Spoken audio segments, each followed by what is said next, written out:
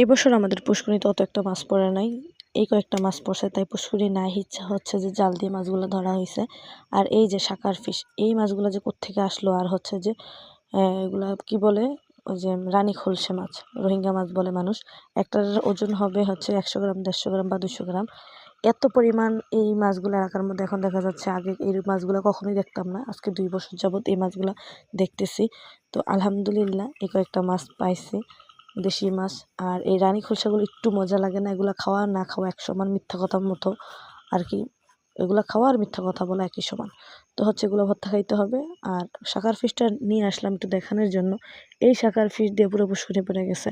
আমি যখন 2017 সালে অ্যাকুরিয়ামে মাছ চাষ করতাম, তখন এই শাকার ফিশ কিনে আনতাম হচ্ছে যে গ্লাসগুলো পরিষ্কার রাখার জন্য, ক্লিন রাখার জন্য। আমার মনে হয় এই শাকার ফিশগুলো এরকম মানুষ ফালাই দিছে, ওইখান থেকে হচ্ছে যে অনেকগুলো হয়ে গেছে। এখন সব জায়গায় এই শাকার পিসগুলো পাওয়া যায়।